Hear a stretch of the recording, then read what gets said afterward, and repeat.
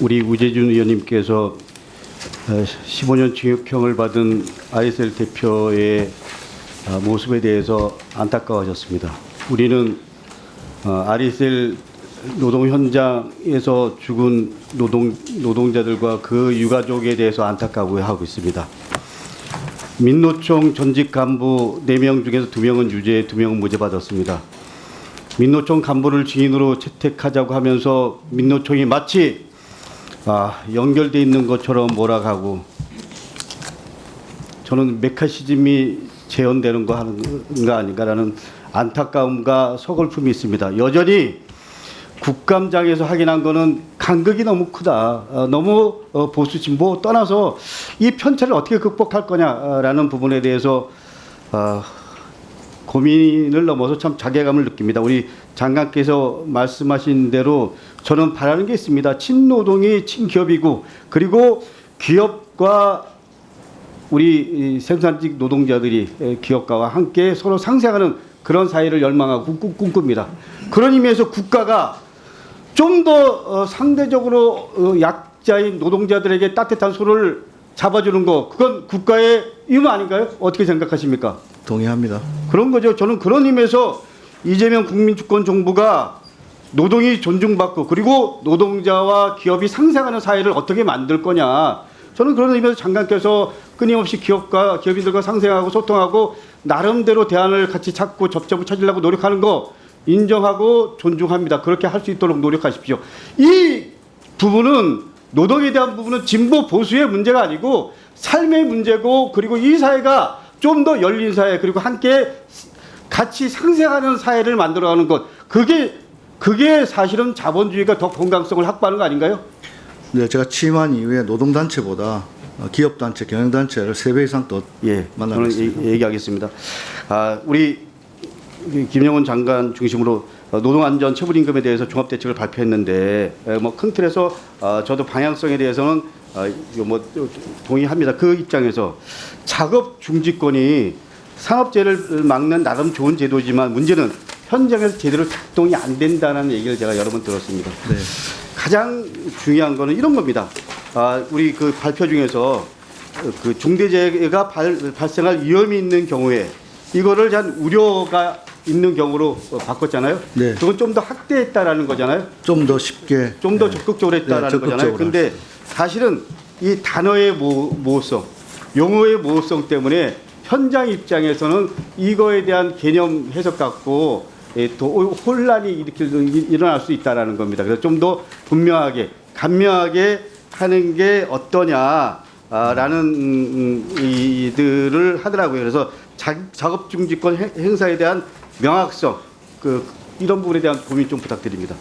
검토하겠습니다. 예, 적극적으로. 네네. 그리고 저는 제가 경기도에 있을 때 어떤 대책을 세운다. 자, 다시 말하면 기존에 했던 일들, 정책들을 평가하고 앞으로의 큰 틀의 방향성을 세운다 그러면 먼저 여태까지 했던 대책에 대한 종합적인 진단과 분석, 평가를 합니다.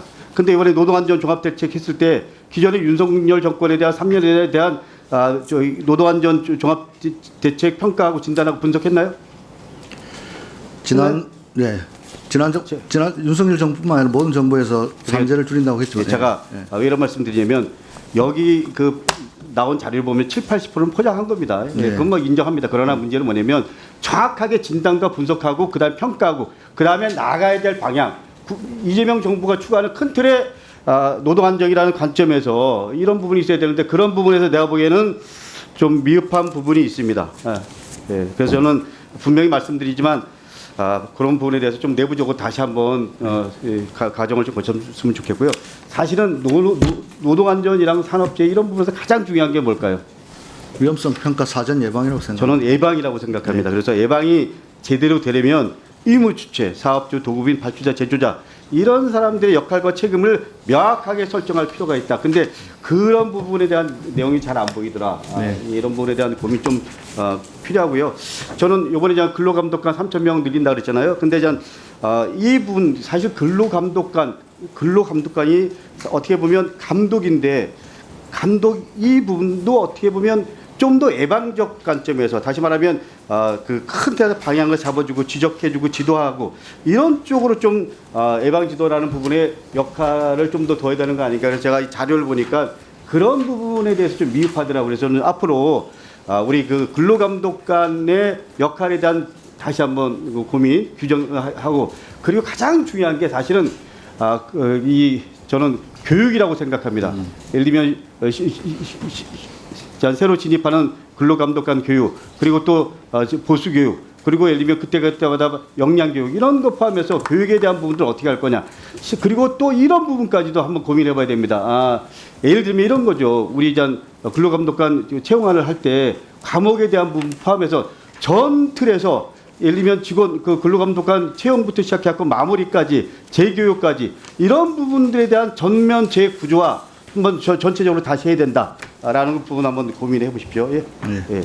그 임금체불 관련해서 좀 잠깐 말씀드리겠습니다. 임금체불의 70% 이상이 소규모 사업, 영세 사업장에서 발생한다는 사실 아시죠? 네. 예.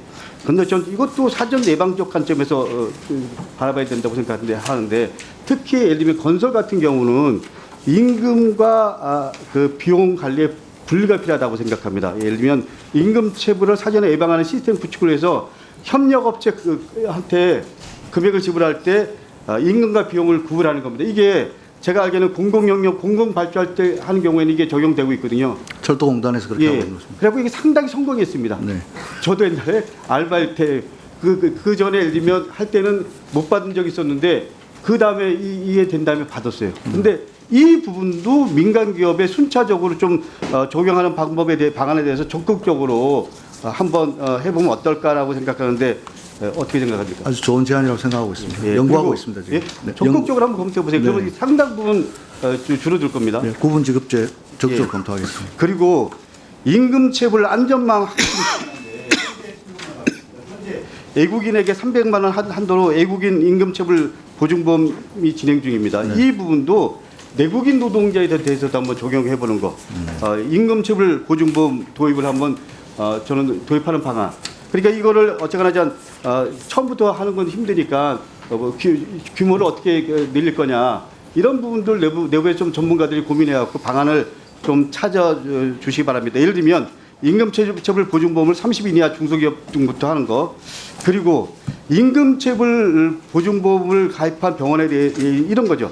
임금체불 사업장에 대해서는 정부에서 지원금을 제한하는 방안 예를 들면 이런 거죠.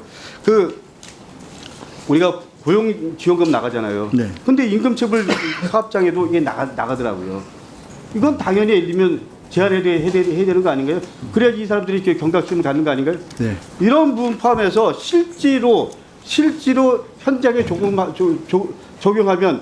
돈이 들지 않아도 돈이 외세에서 확보되지 않아도 할 수 있는 이거잖아요. 이런 것처럼 전체를 다시 한번 재구조하고 방향성을 잡는 거 이것도 필요한 거 아닌가요? 장관님? 전적으로 공감하고요. 의원님 말씀하셨던 근로감독의 양적과 함께 질적인 문제 새롭게 입직 과정에서부터 보수교육 양성 과정이라든지 새롭게 재구조화하도록 하겠습니다. 네.